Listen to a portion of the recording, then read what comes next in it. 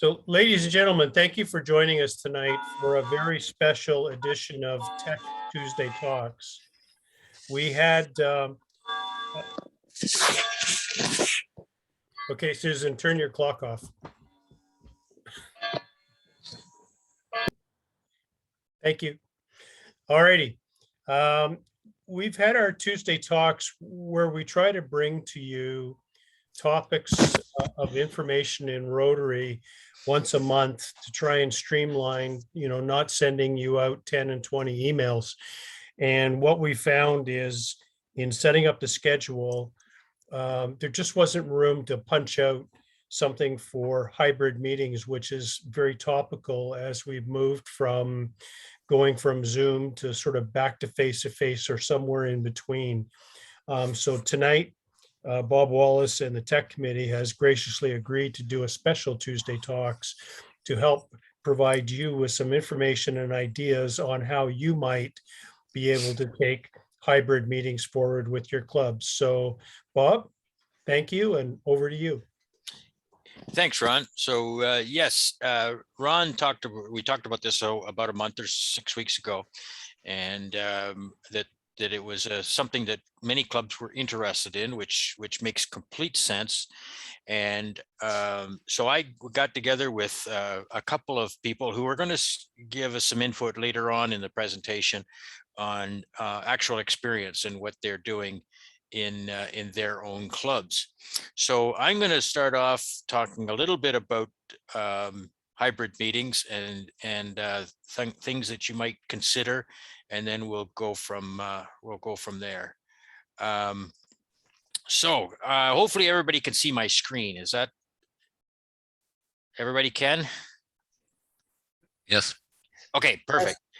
Perfect. So change lives, serve to change lives.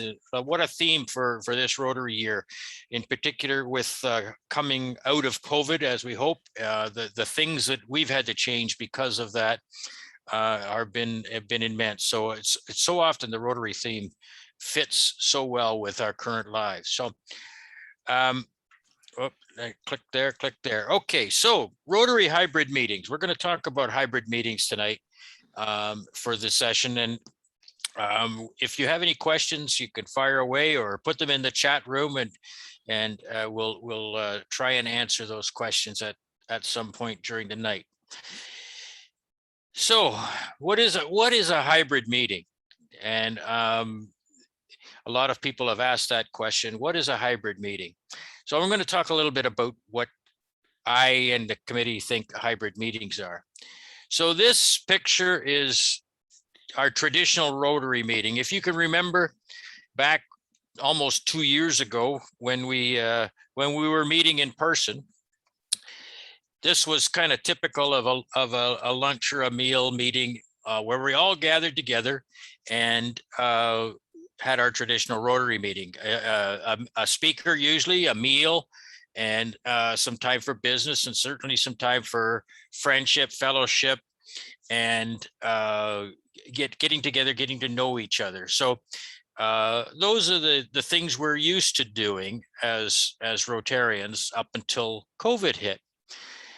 There's several things that are pros to this, and there's some things that are contrary to this. So an example is I just can't make that meeting. So in those days, you just didn't show up, you were away, or you possibly tried to do a makeup. But this is pretty typical of what we used to see. This is what we're used to seeing in the last little while, is all sorts of faces like we're looking at tonight as a Zoom meeting.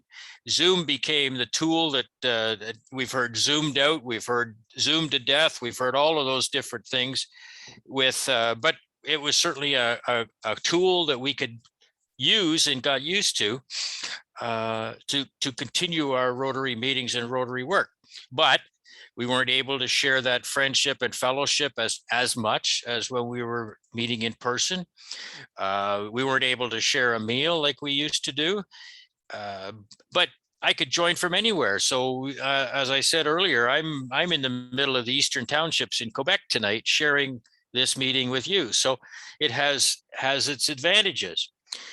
So where do we go from here? We don't want to stay with Zoom meetings, and we don't want to go back, most of us, to the other idea. So we're talking about hybrid meetings. So here's an example of a hybrid meeting. You've got some people meeting around the table, with some people meeting online with the screen. And I stole this from one of the other districts. It's a VIP meeting. So you know, everybody knows what VIP meetings stands for, but in this case, it's a virtual in-person meeting. So think about that as what a hybrid meeting is. It's people joining virtually, and it's people joining in person to your Rotary event, meeting, whatever you're holding. So having said that, how do we go about having a hybrid meeting? And I'm going to go through some things here. So things you need to consider if you're going to have a hybrid meeting, and that is absolute must have a solid internet connection where you're meeting, where you're going to hold this meeting. In many cases, connections are in and out. We've heard that. We referred to the Campbellford using it all up tonight with 2 people. So you need to make sure you have a solid internet connection at the place you're going to have your meeting. Some people have opted to use actual hard cable connection between the computer and the modem in order to have again, good connection rather than simply a Wi-Fi connection. So there's nothing more frustrating than having you're dropping the call or dropping the connection, and in particular if you've got many people involved. Things to consider about the meeting location are things to keep: the size, the shape, the seating arrangements, so that people can see and hear all of the things that are going on. And acoustics and background noise are a couple of other things to keep in mind.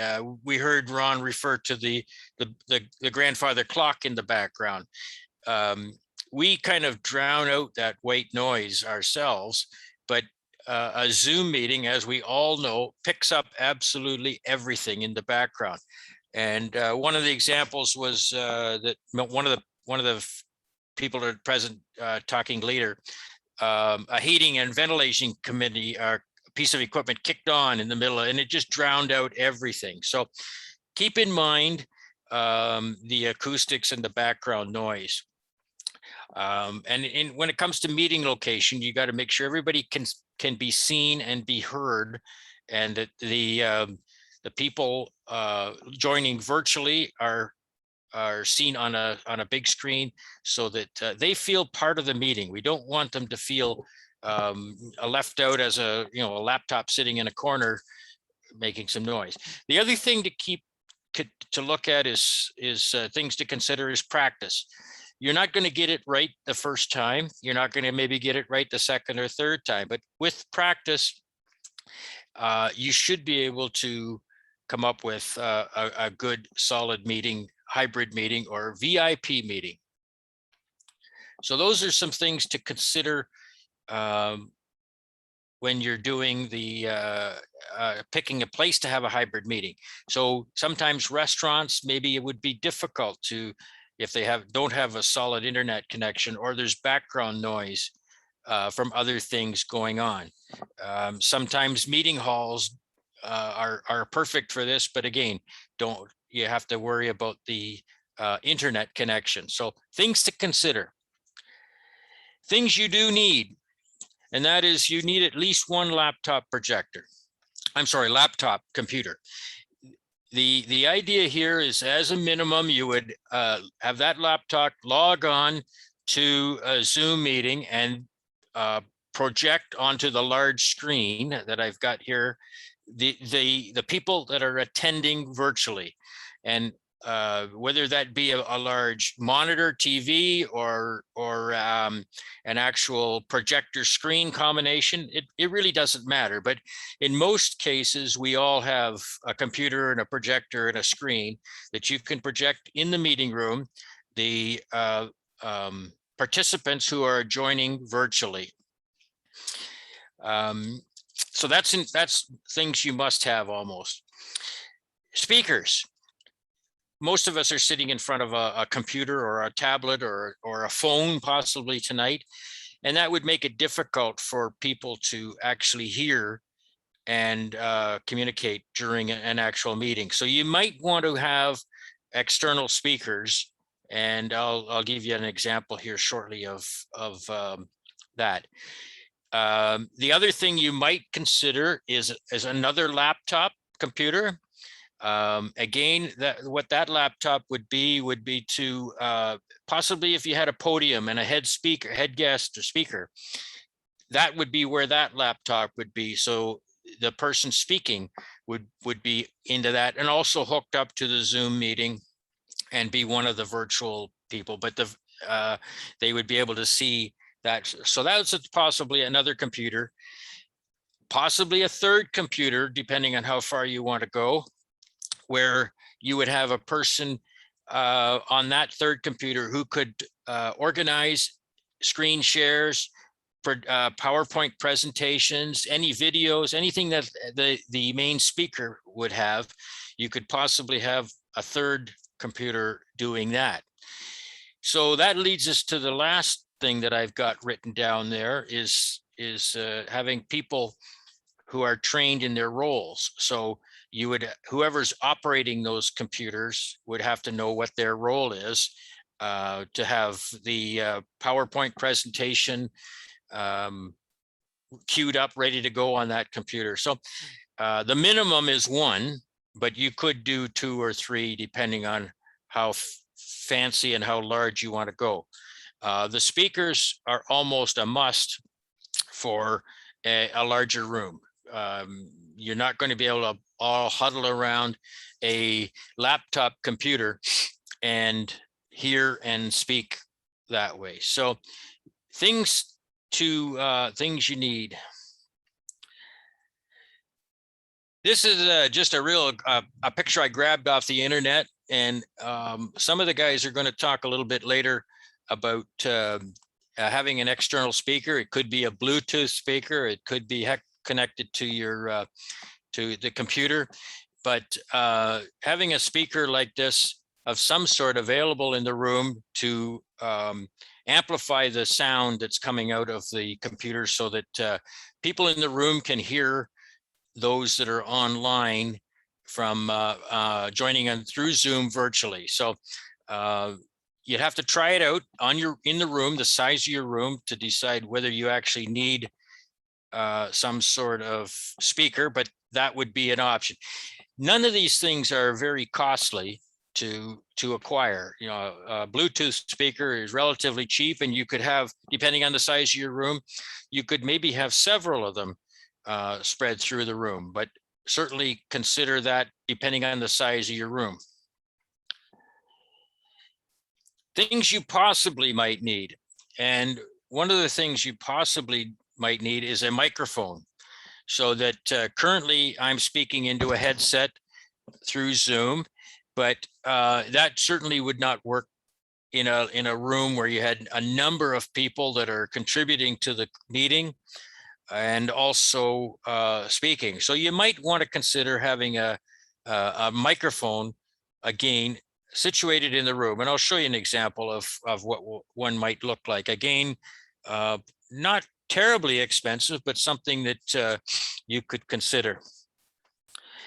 The next one is a camera, and you could possibly have a camera mounted on a tripod. So in most cases, we're looking at a camera on our individual computers tonight, our tablets or phones or whatever we've logged into. It has a very limited angle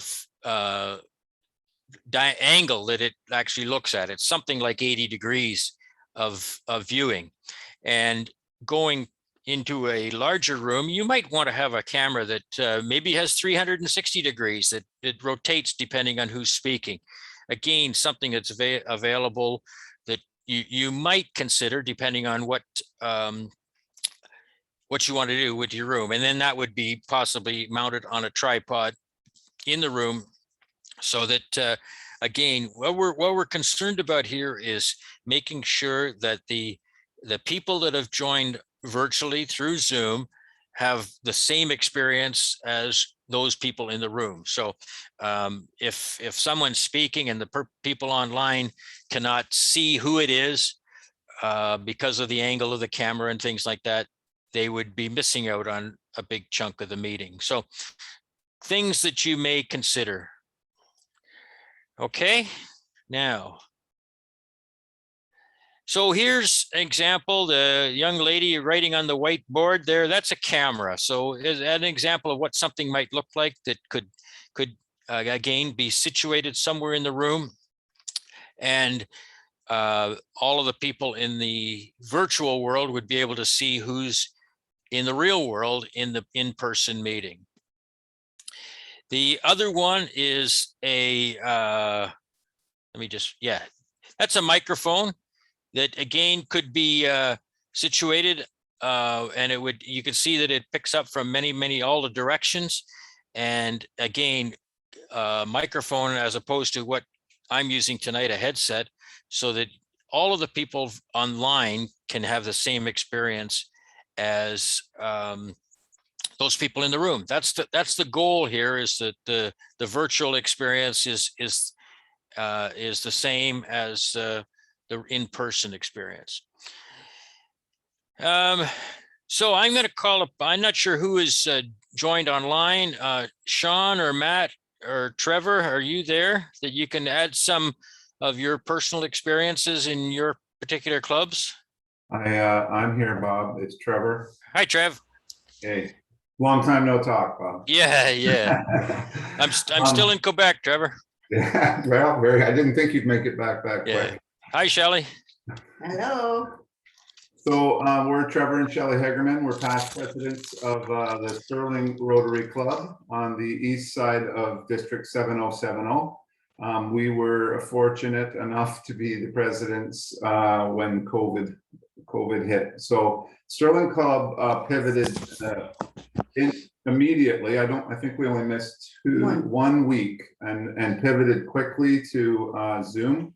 We didn't have a Zoom account, and that was easy to figure out, and we got a Zoom account and immediately started having Zoom meetings.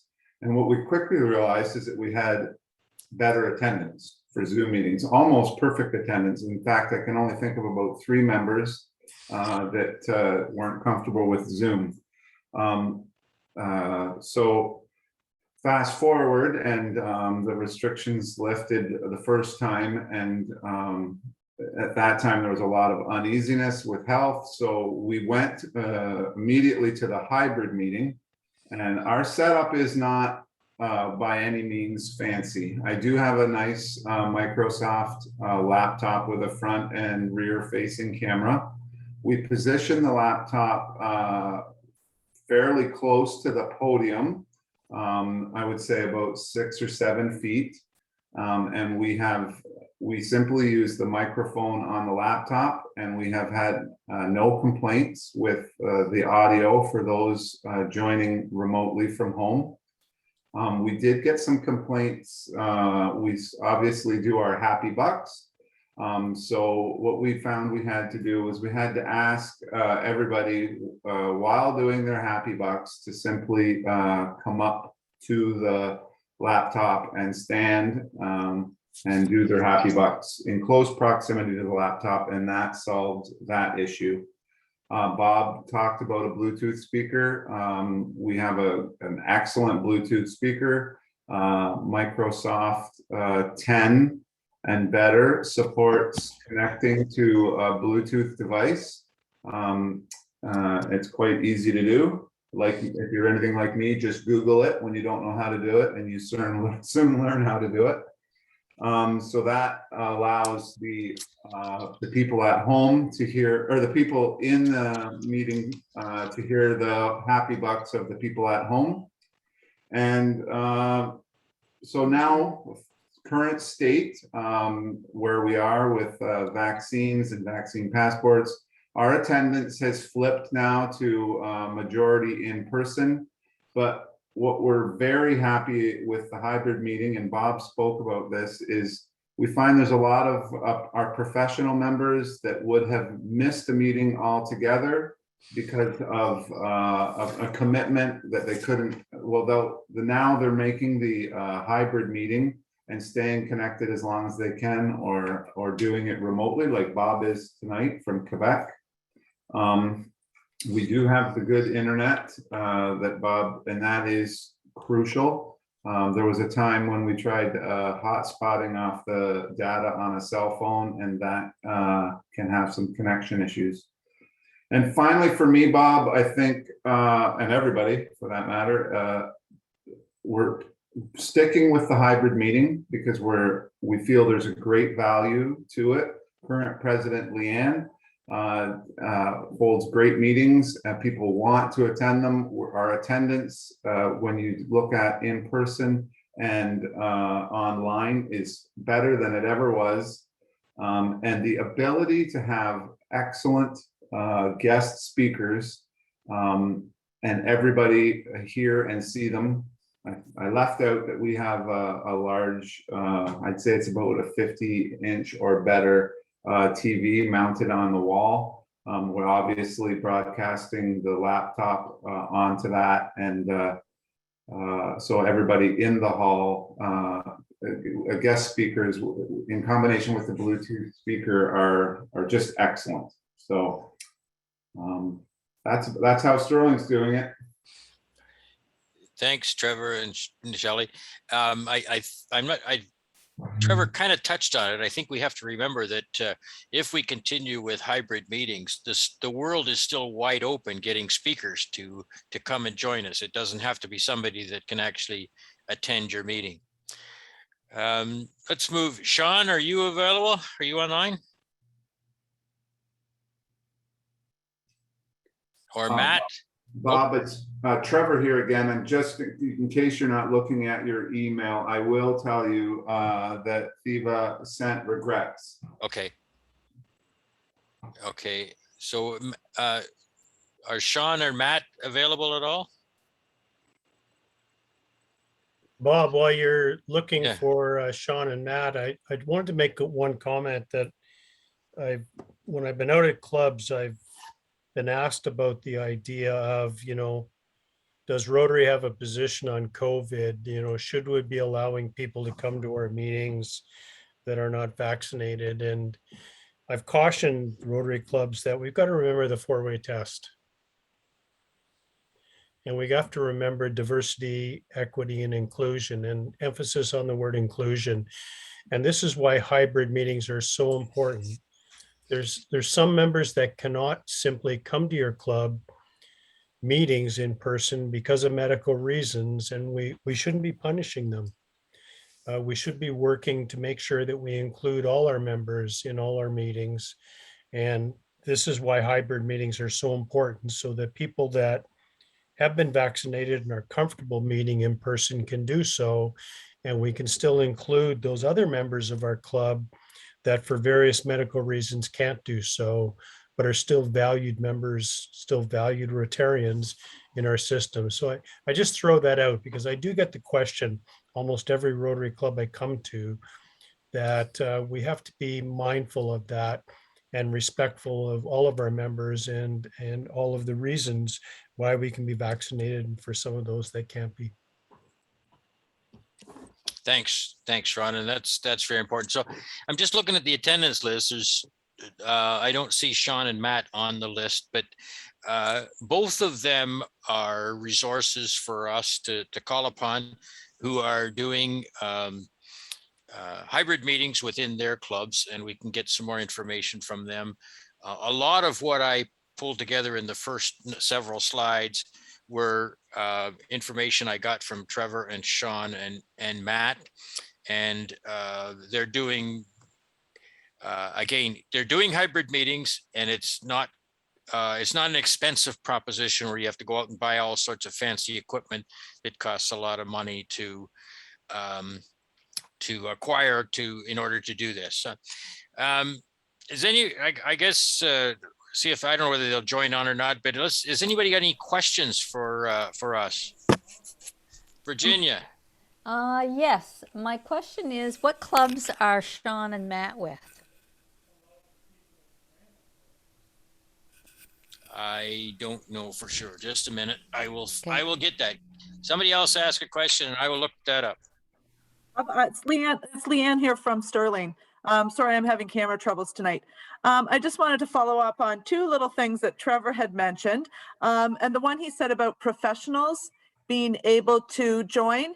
And we have had on occasion, people, myself included, people that weren't able to attend and have listened just while they were driving to work in their car.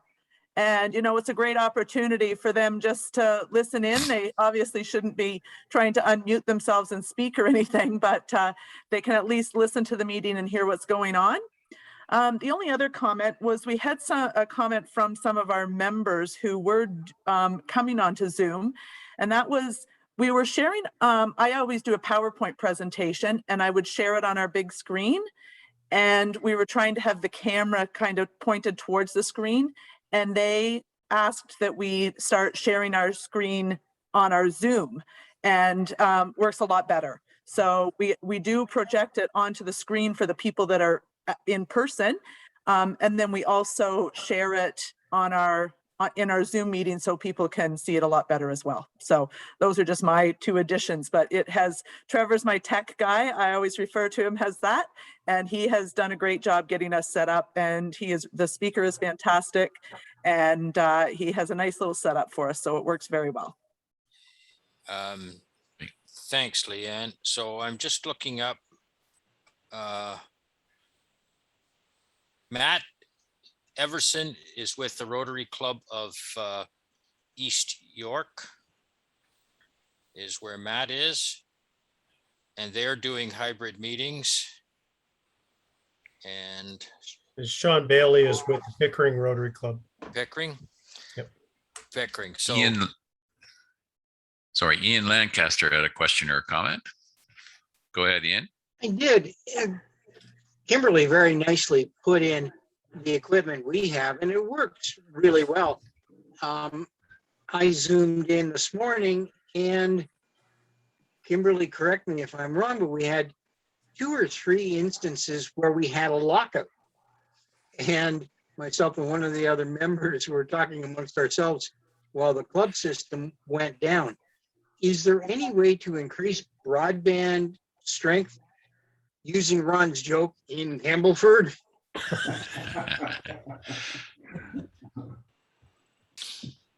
What I find, if the video portion of it sucks up a lot of your broadband, so you were cutting in and out there, Ian, but if you shut off your video portion of it, we can still get the audio. You don't get the choppiness that you get when you're using the video if your broadband is short. Okay. Ian, one of the ways that we've worked with in our house, because Karen and I fight for bandwidth all the time, is we had Bell install boosters. There's a little bit of a cost to it every month, but it did bring up our connectivity quite a bit, because both of us are pulling quite a bit of bandwidth all day long. Yep. The other thing I mentioned earlier is that I've heard, I'm not sure whether it was one of the guys mentioned that a direct cable, Cat5 cable from your modem to your computer will help as well. I'm going to put in a brand new computer system, and it is going to have a Cat6, so that'll definitely help. Yeah. Thank you. So do we have any other questions that the group of us can try and answer that have come up that we haven't covered? I've got a question. What is the average size of club and space that are of clubs that are currently doing hybrids? Um, Does anybody have that info? Sean, you're at the Rotary Hall in or the railway station in Sterling. Oh, yeah, so our membership is 33, I believe, right now. Leanne, correct me if I'm wrong. And we're getting, well, right now we're getting those 25 in person and 5 in Zoom. Three to 5 in Zoom. And I suspect that East York and Pickering are comparable size, Deborah. Okay. Just, yeah, just interesting because we're faced with a slightly different problem. Yes. You Coburg and Belleville and downtown Toronto are the bigger clubs. So yes, for sure. Cindy, you have a question? Yeah, I put it in the chat earlier. I'm just wondering if anybody has spoken to any classroom teachers who have been doing hybrid for the last year and a half. And granted, you know, their audience is either teenagers or children, but you know, it's the same. There are a lot of similar drawbacks to the hybrid thing. Yeah. There's drawbacks, pros and cons to both. For sure. And yeah,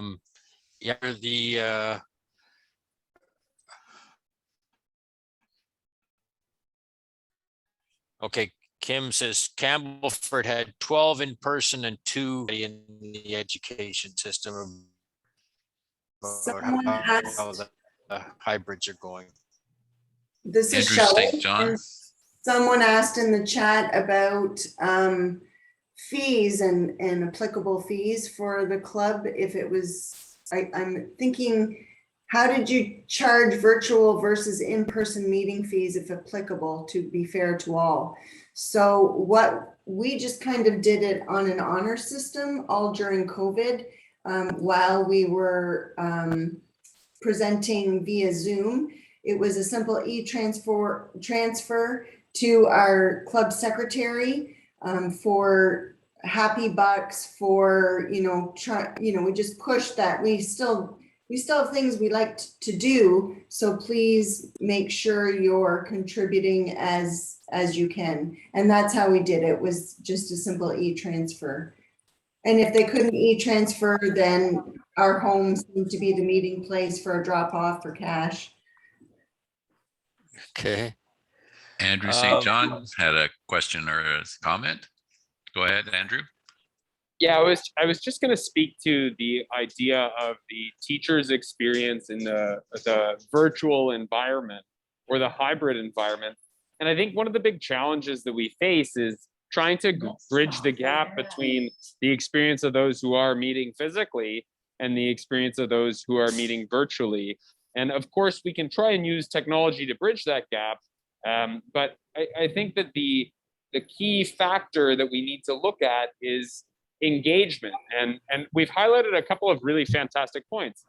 Some people today have mentioned that we've seen a higher degree of engagement by allowing folks to join virtually. And another member highlighted a very important point of looking at, well, if I'm not going to be there in person, how does the cost relate to, the costs of another person? And I think that these are all very important questions to ask. And I don't think there's a one size fits all solution for a given club. But I think these are questions that clubs should be asking when they have their club assemblies or fireside chats and have a conversation with their members around the direction that the club is going in and how they can adjust and pivot moving forward. Thanks, Andrew.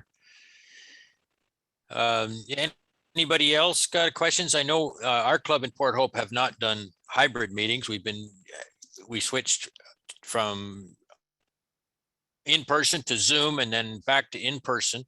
During the Zoom meetings, we encouraged people to have their little mason jar on their desk and contribute happy bucks that way, and then do an e-transfer to the treasurer at the end of that. But that's how we handled the happy buck side of things. Ron? Yeah, so at the Bowmanville Club, we've done some a number of hybrid meetings right now, and we're using a system called the Huddle Cam system, which actually is a single unit that has a high definition wide angle camera. Attached to it is a condenser microphone and speaker. So it's one unit that does pretty much everything. And just position that.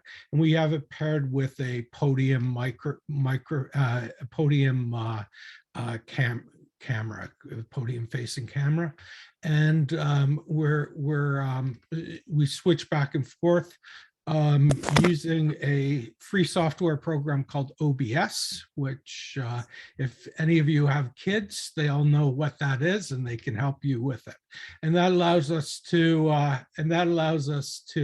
actually have multiple cameras going. And one of the things that we're kind of working on, because we have a large degree of people who are just attending meetings online, we want to be able to encourage more people to come to the actual meeting. And so what we're working on is having a setup that actually looks like it's fun to be back at the meetings, to encourage more and more people to do it. So camera angles and camera setups is really important as we move forward. So that's my little 2 cents there. Thanks, Ron. Do you have an idea what that combined camera microphone might have cost? Yeah, actually, I use it for, I've been using it for focus groups that we've been doing through my business virtually. And so I think that unit, the entire unit's $300, but yeah. So it's moderate, but if hybrid is the way that is going to be the case for quite some time, it might be a worthwhile investment, or possibly someone in your club might have a system like that they can share for the next little while. Right. So that fits with what I was thinking. You don't have to spend thousands of dollars to do this in your club. Any other questions? We've got several clubs that are doing variations of hybrid meetings as resources. Is there any other questions that we can answer? It's all quiet for a few minutes. Okay, what I want to do is my next slide here, which is my last slide as well. A year or so back, Ron helped me out here a little bit, but the district put together this technology committee, and for various reasons, it really didn't get off the ground. But we're trying to get it off the ground at this point. So I'm going to show you what the oops. Yes. So the technology committee, they put together a mandate, and what I'm looking for is two things. I want to, first of all, tell you about the technology committee, but also tell you what the mandate is, as well as I'm looking for volunteers, people to join the committee to help out. So the first item in the mandate is to enhance use of technology, including information systems at both district and club runners, so at club levels. So this is an example of enhanced use of technology when we start talking about hybrid meetings.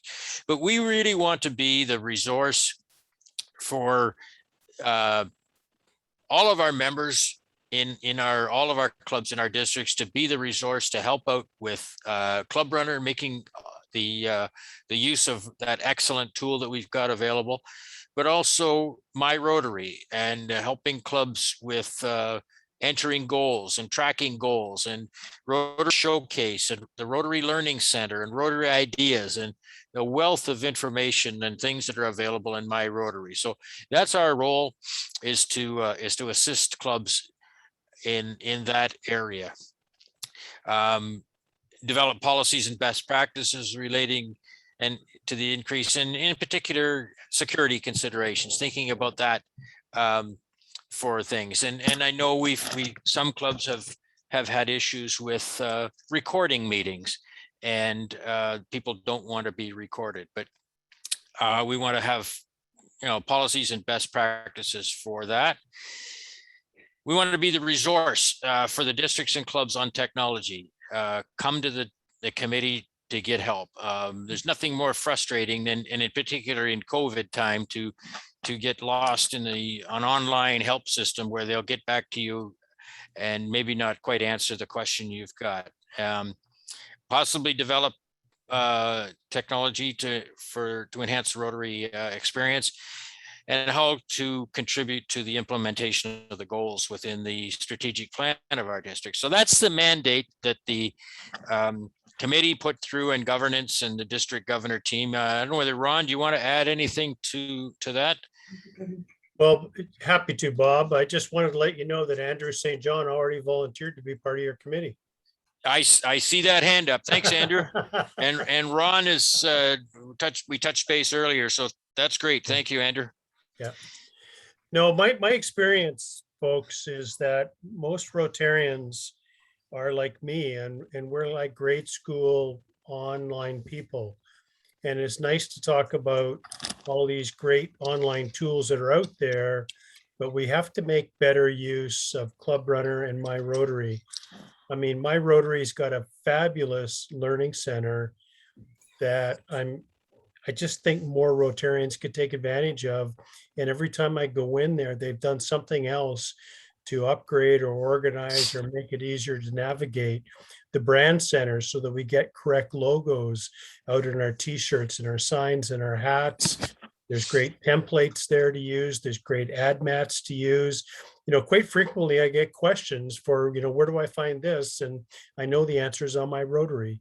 So we got to find a way to make sure that all of you and all of our clubs can get all of the tools and information that is available on My Rotary and Club Runner before we start looking out there in the universe. There's a lot of great tools out there, but we got a couple that are great to start with. So I'd really like to see the members of our district support Bob Wallace and the technology committee to be able to get the training, get the communication out there, so we can take advantage of all the great things that My Rotary and Club Runner do for us. Thanks, Ron. And my goal is with all of you and all the members of the Rotarian members of the district is to make sure that nobody gets frustrated and gets lost trying to find the information they want. That's sort of my goal is we're here to help, basically. So don't get lost, don't struggle, don't get frustrated. Get a hold of currently me, and I'll get together a committee meeting and get all their contact names into the district website so that you know who it is. And I'm thinking we could use people that are well versed in Club Runner and My Rotary, for instance. We urgently need some people who could facilitate and run a Zoom meeting in the background. Right now, there's only Charles and I at the district level to help run all the meetings. And for instance, tomorrow, I'm here in Quebec, and there's a meeting at 6 o'clock tomorrow night in the Rotary Leadership Institute, and we're struggling to get somebody to actually facilitate and run that. So I'd like to have people, and then with some expertise to answer questions in those areas, and then on down the line, who do we go to if we want help with Facebook in our clubs, or who do we go to if we want help with basically any of the social media? that's out there. There's the techie side of it, but there's also the Rotary side of it. So those are some of the things that I think fit right into this mandate for the committee that the group put together a year ago. So I've gained 2 volunteers tonight. That's wonderful. So Yeah, In Bob, the chat, Bob. Sorry, Ron, go ahead. sorry, were you going to mention John's comment about posting to YouTube? Yes, I was going to mention that. And then also we've had people ask questions and answer them in the chat. One was how do these things work in a big auditorium? And apparently they work well. So don't be afraid of that. yeah, I think a message that I got from the guys we talked to a week or so back was don't be afraid to go out and try it. And we're almost guaranteed we're going to make some mistakes early on, but don't be afraid. It's not that difficult, and some practice will get it. Yeah, I have to emphasize what Bob said about practice. It's great to do it as a little committee or something that's a little less daunting than a full club meeting. And you'll find those little wrinkles and things that you need to work out. We've all gotten way better with Zoom as we've used it over the year. We'll do the same thing with hybrid meetings. I see in the chat, Virginia asked a question about how to find information on my Rotary. You can Google it, yes, but be careful with using Google. And the idea, my example there is if you're looking for the Rotary master brand and the logo, you'll get everything back to 1905 when you Google it. So if you want to make sure you get the correct one with the correct colors, with the correct font, go to the brand center. And again, we're here to help you navigate through that to get to the brand center if you're having struggle. There's, as Ron said, there's lots of stuff there, brochures and how to do a club brochure, all kinds of stuff. So those are good examples.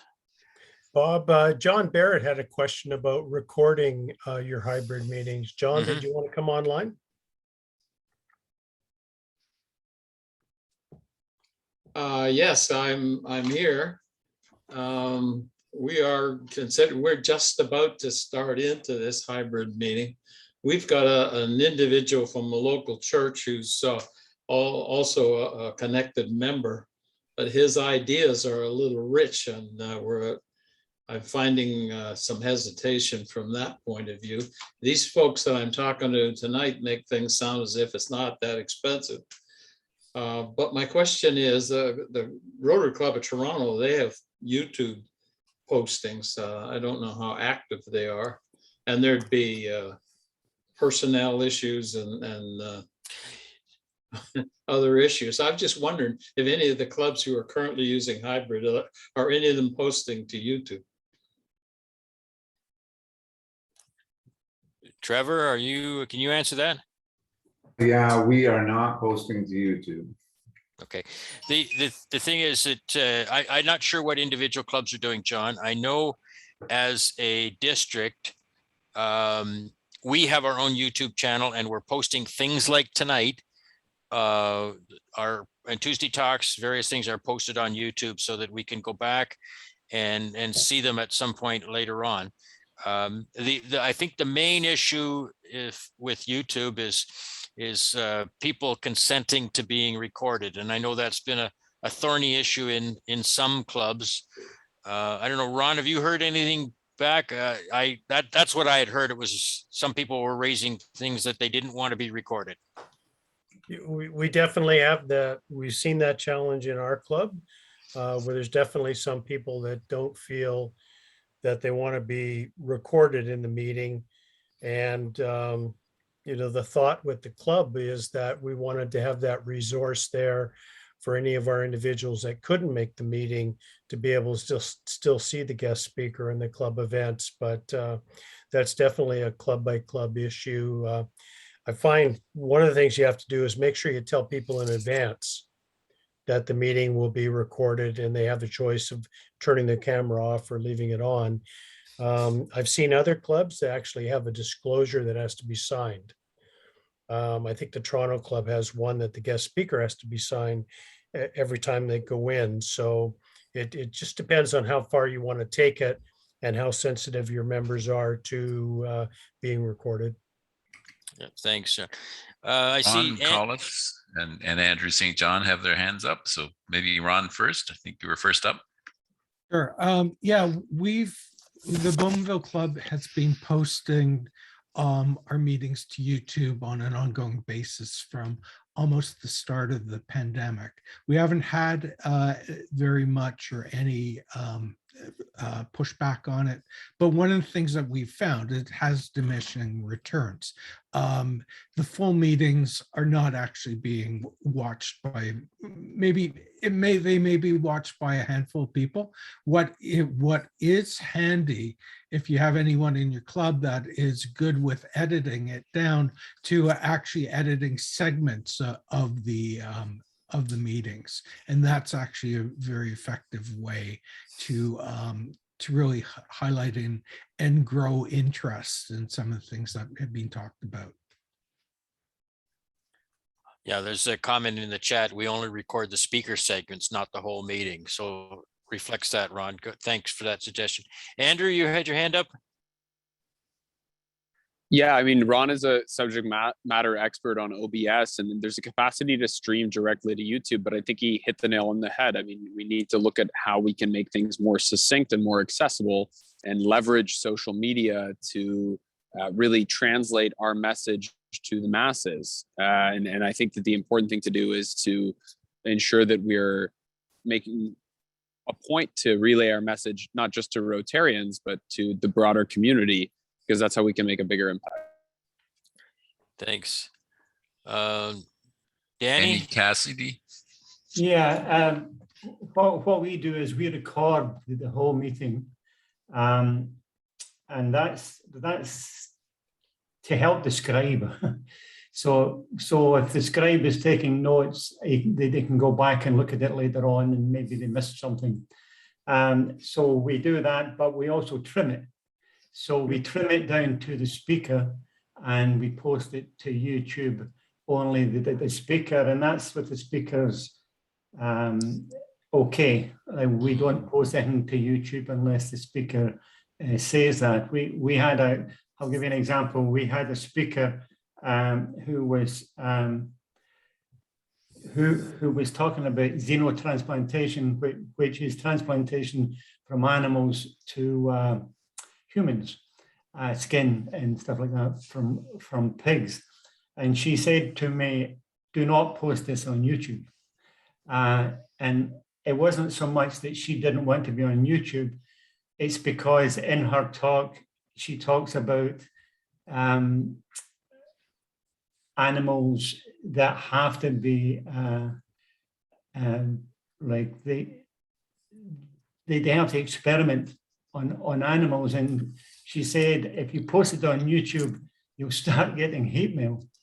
So you also have to be careful what you post on YouTube, even if the person gives you permission, because you could put something on YouTube that could cause you a lot of trouble.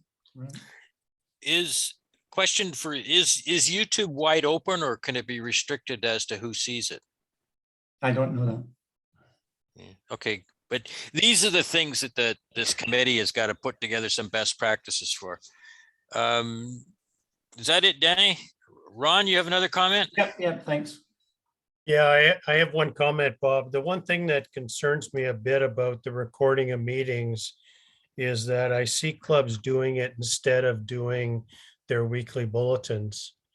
And some of our weekly bulletins have important historical recordings that we need to maintain for our clubs, like the election of directors, the choosing of your new president, things that we're all going through now in October, November, December. And the recordings don't necessarily carry that. Another good example is if your club nominates somebody as district governor, you have to have a motion at the club to endorse that person And that's where normally your regular club bulletin would have that motion included. So the one thing I caution you on is the recording, that part's nice, but there are certain things that you do need to have down in a record, in a Word format, or in a literal format, to be able to be maintained for your club records. So I just want to caution you to make sure you've covered that off and not think that you're just replacing it. Yeah, no, we actually do, I do the bulletin. So it doesn't get recorded, and the scribe sends me the notes. It helps the scribe. Somebody that can put on headphones later on and get things that they missed. So that's the only reason that's the only person that gets it. We don't even put a recording on the bulletin. We just, everything's written down on the bulletin. And if we're allowed, we will put the video on the bulletin of the speaker, but nobody gets to see a recording of the whole meeting. Okay. Thanks, Danny. Nikita has put a really good comment in this chat room, and that is that you can restrict the content only to those with the link, but then it's wide open for them to share it with anybody. So it's difficult to keep it in the can, I guess. Ron Collis, did you have another comment? No, I didn't. I accidentally pressed button. Okay. So I also I got another volunteer tonight to I think Paul Collier was on the committee before, but again we'll resurrect it, and I'll get a meeting set up to do that. So we're right on 8 o'clock, which is pretty good timing, because that's what I said we would do. Is anybody else any other questions we can answer, particularly about my VIP meetings, or but anything in general about technology?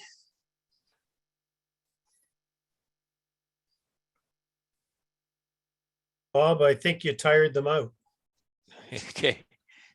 So on behalf of all the Rotarians of District 7070, and especially the 57 people who are still here, thank you, Bob Wallace, past District Governor, for your work to bring us this information on hybrid meetings. And thank you for your work in chairing the Technology Committee, such an important role as we move forward into this hybrid world. So just on behalf of everybody, Bob, thank you. I did want to mention that our hybrid meet, our Tuesday talks, our regular Tuesday talks in November is the first Tuesday of November, as it is every month. And it will be Tuesday, November the 9th at 7 p.m. And lo and behold, if it is not our past District Governor, Bob Wallace, coming to talk to us about the Rotary Foundation, as November is Foundation Month. So Bob, Yes, back to you. Back to me. So no, I'm not going to do a lot of talking at the Tuesday talks in November, although I'll kick it off, and I've got it kind of organized. But the theme is that we've chatted about is it's your money. It's our money as Rotarians that comes out of the foundation for us to do district grants and global grants. And the information is on the district website. I haven't sent out an invitation to register yet. I wanted to get tonight over with, but we have a past Rotary International director and past Rotary International Foundation trustee, Bryn Stiles, is going to talk to us.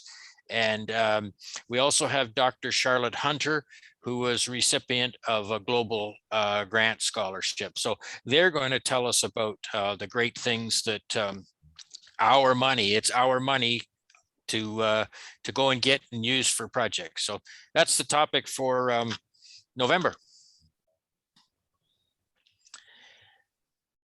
So if there's no other questions, thank you all for joining us tonight. And you know how to get a hold of me for any questions that come up about anything technology related in the district. Thanks, everybody. And if you want to see more of this type of meeting, just let us know and we'll get something slotted in. So again, Bob, thank you for all that you do. And everybody, stay safe. Yes. Thanks, everybody. Good night, everyone. Thank you, Bob. Okay,